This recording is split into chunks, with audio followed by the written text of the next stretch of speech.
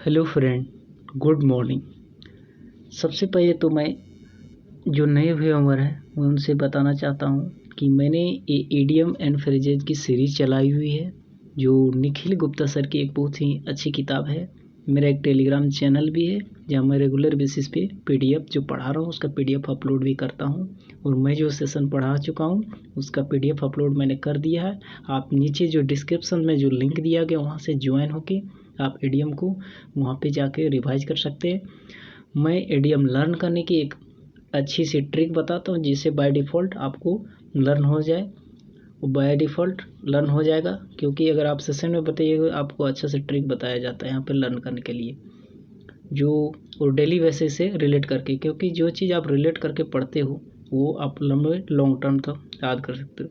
सबसे पहले मैं सभी व्यूअर से सॉरी बोलना चाहता हूँ, इसलिए क्योंकि मैं बहुत देर से वीडियो अपलोड नहीं कर पा रहा था, क्योंकि मुझे टाइम नहीं मिल पा रहा था, मेरे खुद के एग्ज़ाम चल रहे थे। तो ये जो चल हो गई इन्फॉर्मेशन की बात। तो चलिए आज की जो वीडियो है, ऐसे भी बहुत दिन लेट हो गया है, सीरीज जो चलाई हुई मैं पूरी करा के ही रहूँगा, चाहे जितना टाइम लगे मैं रेगुलर बेसिस पर अब वीडियो अपलोड होगी। तो चलिए आज का ज़्यादा समय ना लेते हुए, ऐसे भी टाइम चला गया है, तो एक छोटी सी मोटिवेशनल लाइन के साथ आज की सेशन शुरू करते हैं कि मंजिल मिलेगी भटक कर ही सही, मंजिल मिलेगी भटक कर ही सही, गुमराह तो वो है जो भाई घर से डर से निकले ही नहीं। तो चलिए आज के सेशन शुरू करते हैं। आज के सेशन का पहला इडियम है कि ए walk of life. A walk of life means होता है कि किसी भी व्यक्ति का जो समाज में उसका स्थिति कैसा है।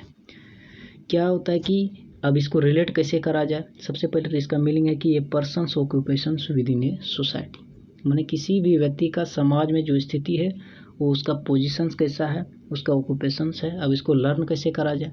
अब लर्न करने का ट्रिक कैसा है कि ये वॉक ऑफ लाइफ मतलब कोई ऐसा व्यक्ति है जो ज़िंदगी के अंतिम पड़ाव में है, वो इतना वॉक किया कि ज़िंदगी के अंतिम पड़ाव हो गया, यानी कि वो बूढ़ा हो गया। तो वो व्यक्ति अपने पिछले जीवन में जब जवान था उसमें ऑक्यूपेशन जो किया था उससे उसको बहुत अच्छा पोजीशन मिला सोसाइटी में, आप यहाँ से रिलेट कर सकते हैं, इसीलिए वह व्यक्ति का समाज में अच्छा स्थिति था। तो उम्मीद है ये एडीएम याद हो गया होगा। एडीएम है a walk of life, a person's occupations within a positions और society. The next idiom is a wet blanket. The wet blanket, इसका मीनिंग होता है कि मजाक किरकिरा करने वाला। तो मजाक किरकिरा कौन करता है, तो a person who discourage enjoyment और enthusiasm, someone who prevents other people from having fun. मतलब जो किसी दूसरे से जलता है, जो अगर कोई भाई इंजॉयमेंट कर रहा है तो उसको बगल वाला को पसंद नहीं आ रहा तो वो क्या करेगा, उसका मजाक किरकिरा कर देगा।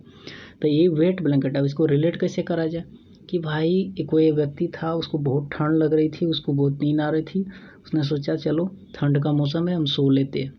तो उसका दोस्त जो उससे जलता था वो क्या किया कि वह बंदा सो तो गया, लेकिन उसने क्या किया, उसका बेडशीट जो था, ब्लैंकेट जो था वो भींगा, उस जब ओढ़ा तो उसमें पानी डाल दिया। उससे क्या हुआ कि वो वेट हो गया, यानी कि भींग गया। अब उसका तो मजाक किरकिरा गया क्योंकि बेचारा सो के मजे लेना चाह रहा था, लेकिन पानी डाल दिया। तो अब उम्मीद है आप छोटे से एक्सप्लेनेशन से ये वाला लर्न कर सकते हैं।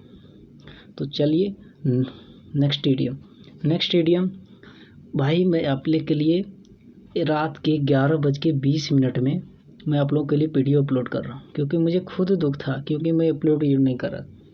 तो और आप थोड़ा सा अगर अच्छा लगेगा तो आप सपोर्ट कर सकते हैं। Next idiom is a white elephant.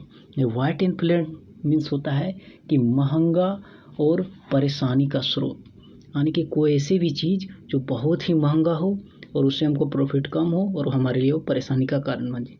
The costly और troublesome possession useless to it owner, मतलब जो उसके ओनर है, जो उसने उसको खरीदा है, वो उसके लिए उल्टा एक तो महंगा तो होगा ही, उल्टा उसके लिए परेशानी बन जाए।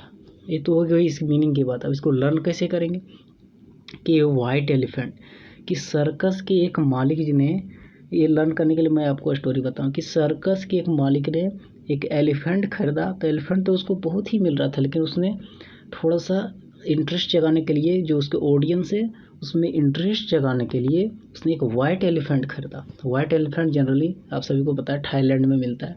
तो उसने खरीदा, लेकिन वो उसके लिए बहुत ही महंगा पड़ गया। क्यों? क्योंकि जो उसने जिस सोच के साथ खरीदा था व्हाइट तो एलिफेंट आ गया था, लेकिन जिस उम्मीद के साथ सोचा था कि ये सर्कस में दिखाएगा वो उसने उसका कहा नहीं माना सर्कस में हाथी ने, और वह मज़ा उसका किरकिरा कर दिया। वाइट एलिफेंट हो गया, मतलब वह उसके लिए एक महंगा वस्तु बन गया और परेशानी का सबब वस्तु हो गया। यानी कुल मिला के जो सर्कस के मालिक उसको हानि हुआ। यानी सिंपली है कि ये वाइट एलिफेंट एडियम है, आई मीन्स होता है costly and troublesome possession useless to its owner, उसके मालिक के लिए यूजलेस हो जाए। द नेक्स्ट एग्जाम है ये वाइल्ड गूज चीज। आप देख सकते हैं 8 टाइम्स पूछ चुका है अभी तक एसएससी में, ये 4 टाइम्स है, ये 2 टाइम्स, ये सब बहुत ही वीवीआई में। लास्ट के सेशन में जब वीडियो सीरीज कंप्लीट हो जाएगी तो मैं टॉप 2050 यानी टॉप 250 आप लोग को ऐसा दिया जाएगा जिसमें हर एग्जाम में आपको मिलना ही मिलना है उससे। तो पहले ही सीरीज ख़त्म कर लेते हैं। एडियम है कि वाइल्ड गूज चीज बहुत इंपॉर्टेंट है। ये फ्यूटाइल सर्च, ये अनप्रॉफिटेबल एडवेंचर, इसका मतलब होता है निरर्थक खोज। ए वाइल्ड गूज चीज, जंगल, जब हम लोग जंगल गए एक वाइल्ड गूज को खोजने, अब इसको रिलेट कैसे करा जाए कि मेरा कोई गूज था, उसको जंगल में खो गया था। जब हम उसको क्या, बहुत ही घना जंगल था, तो सभी ने उम्मीद खो दी थी कि भाई जंगल में क्यों जा रहा है, यह तुम्हारे लिए निरर्थक हो जाएगा, एक फ्यूटाइल सर्च हो जाएगा, एक अनप्रॉफिटेबल एडवेंचर हो जाएगा तुम्हारे लिए। क्यों? क्योंकि वो बहुत घना जंगल है, वो जो तुम्हारा जो खोया हुआ वो जो मिलना मुश्किल है। फिर भी हमने किया, तो हमारा जब नहीं मिला तो हमारे लिए वो क्या हो गया, जब वो नहीं मिला इतना खोलने के बाद भी, तो हमारे लिए वो ये वाइल्ड गूज चीज हो गया। यानी कि जितना मैंने सारा मेहनत किया था वो फ्यूटाइल सर्च हो गया, या अनप्रॉफिटेबल एडवेंचर हो गया हमारे लिए। Next idiom is a wolf sheep's in clothing. A wolf sheep's in clothing का मीन्स होता है कि इनका इंसान की शक्ल में शैतान या भेड़ की खाल में भेड़िया। यानी इसका सिंपल मीन्स होता है हाइपोक्राइट। हाइपोक्राइट मीन्स होता है पाखंडी, धूर्त, चालाक, जो आपको धोखा देके अपना काम निकलवा लें। यानी कि simply a dangerous persons pretending to be harmless, मतलब एक ऐसा आदमी जो दिखावे के तौर पर कर रहा है कि नहीं हम तो बहुत सीधा है, लेकिन वो वास्तव में बहुत ही खतरनाक है आपके लिए। तो अब इसको रिलेट कैसे करा जाए याद करने की, ये वॉल्फ इन शीप्स क्लॉथिंग। शीप जो होता है, जो भेड़, जो मेमना जो होता है वो बहुत ही सीधा होता है, बहुत ही क्या होता है कि सीधा होता है। और उसी के जस्ट अपोजिट वॉल्फ जो होता है उसका झांसी जो रहता है वो बहुत ही रहता है मेमना के जैसा, बहुत ही सिंपल इनोसेंट दिखता है, लेकिन रहता है एक्चुअली बहुत ही खतरनाक। अब इसको रिलेट कैसे करा जाए कि एक जो वॉल्फ जो था, बहुत ही चालाक वॉल्फ जो था भेड़िया, उसने क्या किया कि सीप का जो है खाल उसको पहन के चुपचाप चला गया किसके, भेड़िए के शिप्स के झुंड में। और जब देखा कि यहाँ उसका मालिक चला गया तो उसने उस पर क्या किया, हमला कर दिया। जब हमला करके सभी को मार दिया, तो वो क्या किया कि एक शिप्स का रूप लेके शिप्स के झुंड में चला गया, लेकिन एक्चुअल में था वोल्फ। तो आप उम्मीद है इस छोटी सी स्टोरी से याद रखे होंगे। एडियम है wolf in sheep's clothing, means होता है हाइपोक्राइट मीन्स पाखंडी, a dangerous person pretending to be harmless. Next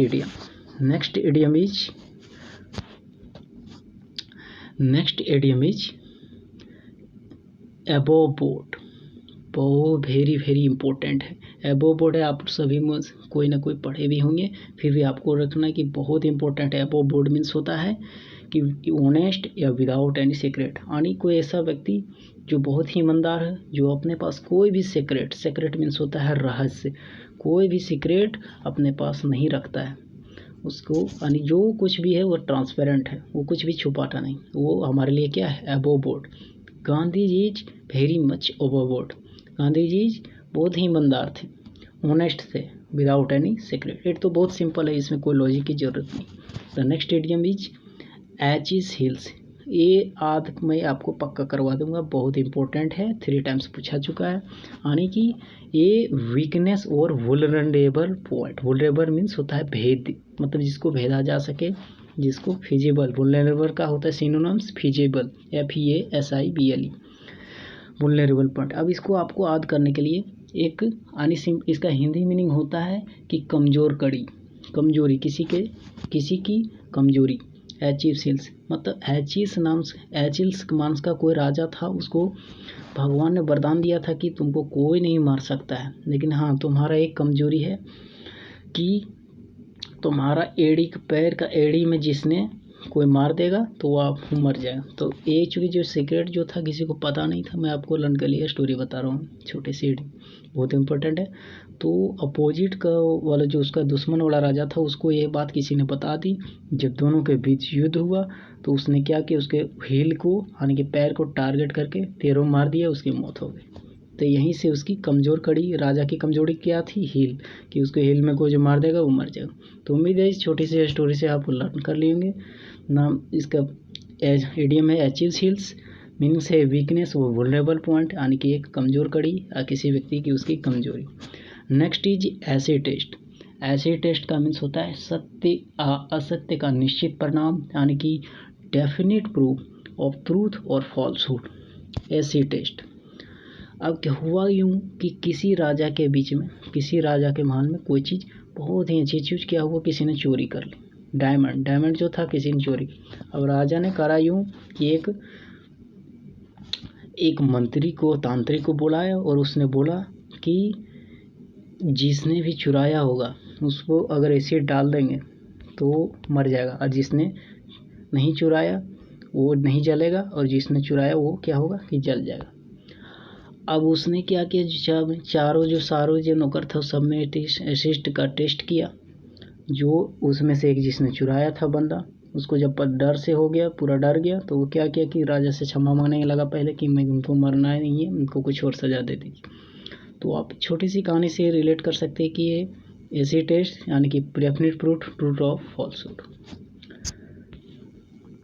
the next is कि action speak louder than words, यानी कि what you do is more important than what you say, यानी कि आप जो कहते हो उसको आप अगर करके दिखाओगे तो वो उससे ज़्यादा इम्पोर्टेंट होगा। यानी सिंपल हिंदी होता है इसका कि कथनी से करनी अधिक बोलती है, यानी आप जो कर्म करके दिखाते हो दुनिया को बिना डेंगे मारे, वो ज़्यादा इम्पोर्टेंट होता है रेदर देन डेट कि आप उसको केवल आप अपने मौखिक में दे रहे हो। आप जो करोगे वो दुनिया देखेगी, इसलिए वो ज़्यादा इम्पोर्टेंट हो जाएगी। तो आप इसको रिलेट कैसे करेंगे कि दो भाइयों में बहस छिड़ी, एक ने बोला कि मैं तुझसे पढ़ने में ज़्यादा तेज, छोटे ने बोला नहीं मैं आपसे ज़्यादा तेज, और एक और जो तीसरा भाई था वो चुपचाप था। एग्ज़ाम का रिजल्ट आया, जो चुपचाप था वो फर्स्ट कर गया। क्यों?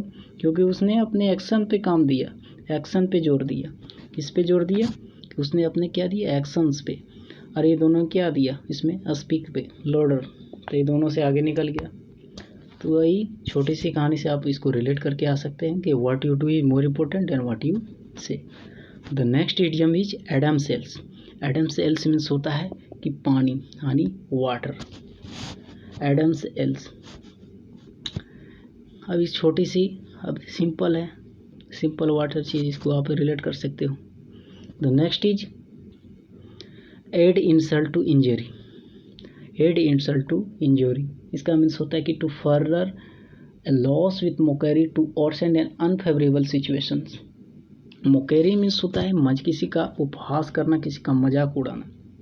इसका हिंदी मीनिंग होता है कि जले पर नमक छिड़ना, मतलब कि किसी की, जैसे आप सभी को याद होगा कि कोई राजा जो गया था जंगल में, वो राजा जाने से पहले जब तलवारबाजी कर रहा था अपने महल में, आप सभी ने कहानी सुनी होगी, तो उसका अंगूठा कट गया था। तो उसका जो मंत्री था बहुत ही क्या था, वो एबो बोर्ड था, बहुत ही ईमानदार था। आप यहाँ से इसको रिलेट कर सकते हैं, ईमानदार था। तो जब वो कट गया अंगूठा, तो उसने वो मंत्री को बुलाया अपने पास, बोला कि मेरा अंगूठा कट गया है तो मेरे लिए आखेट करना, यानी कि जंगल में जाना शिकार करने अच्छा रहेगा। तो वो उसने बोल दिया राजा को, तो पहले से अंगूठा कट गया था, खून निकल रहा था, वो बोल दिया कि भगवान जो करते हैं अच्छा करते हैं, यानी कि एक तो उसका हाथ जला था, एड इंसल्ट टू जरूरी, तो उसने उसके लिए क्या किया कि जले पर नमक छिड़ दिया। बेचारे राजा का अंगूठा कटा था, वो ऊपर से वो बोलता है कि भगवान जो करते हैं अच्छा करते हैं, यानी कि उसका अंगूठा कटा, वो उसके लिए अच्छा लग रहा था। तो उसने उसको मंत्री को वहाँ से मंत्री पद से हटवा दिया। बाद में आप सभी को पता है कि क्या हुआ है, कि गया था राजा, वहाँ देखा कि इसका अंगूठा कटा है, इसको बलि नहीं चढ़ाई जाएगी, तो बाद में आके उसने फिर गलत। तो इस छोटी सी एक्सप्लेनेशन से आप इसको याद कर सकते हैं कि add insult to injury means होता है जले पर नमक छिड़ाना, तो further a loss with mockery और वर्सन इन अनफेवरेबल सिचुएशन, माने किसी अप्रिय स्थिति को और अप्रिय बना देना। The next and the last idioms of this session is after on one's heart, simple, that is after one's own heart, मानी कि sharing or having one's taste or views, sharing or having one's taste or views यानी कि अपने दिल की बात किसी के समक्ष रखना, यानी कि अपने दिल की बात समक्ष रखना। अब इसको रिलेट कैसे करा, आफ्टर ओन्स ओन हार्ट।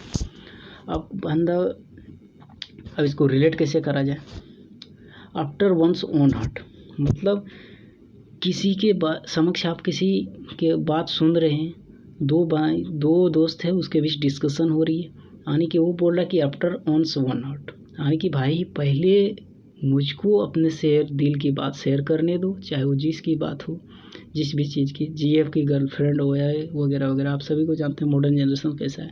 तो दो दोस्त हैं, तो दोनों के बीच क्या हुआ कि ये दोनों दोस्त हैं, दोनों बोल रहे कि भाई हमको पहले अपने दिल की बात शेयर करने दो, तो उसके बाद फिर तुम करना। तो आप यहाँ से रिलेट कर सकते हैं कि शेयरिंग और हैविंग वंस टेस्ट और व्यूज, कि भाई मैंने गया था वहाँ, तो वहाँ वैसा देखा कि दोनों के बीच में बहुत लड़ाई वगैरह वगैरह चल रहा था, कुछ भी सुना सकता है वो, पहले अपने दिल की बात सुनाया, फिर बाद में उसकी बात की सुनाई। तो उम्मीद है छोटे से एक्सप्लेनेशन से आपको याद हो गया after one's own aids, sharing और हैविंग टेस्ट और व्यूज।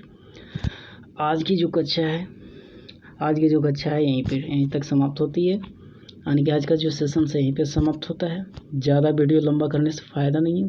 आप सभी से रिक्वेस्ट है कि आप लोग रेगुलर बेसिस पे रिवीजन करते रहें, तभी याद होगा। आप सभी को पता है कि एसएससी के एग्ज़ाम के नए कैलेंडर डेट आउट होने वाली है, या हो भी गई है उम्मीद, और नए टेंटेटिव डेट भी जारी हो चुके हैं। तो आप सभी से है कि उम्मीद मन लगा के पढ़िएगा और अपना कंसंट्रेशन ध्यान भंग नहीं होने दीजिएगा। मैं टेलीग्राम का लिंक पीछे चैनल में डाल देता हूँ डिस्क्रिप्शन में, आप वहाँ से जाके ज्वाइन हो सकते हैं। मैं पीडीएफ सारा वहीं पे प्रोवाइड करवाता हूँ, और अच्छा लगे तो दोस्तों के साथ शेयर कर सकते हैं, और सब्सक्राइब ज़रूर कीजिएगा, रिक्वेस्ट है। तो चलिए ज़्यादा वीडियो लंबा नहीं करते हैं। Thank you, bye bye and take care.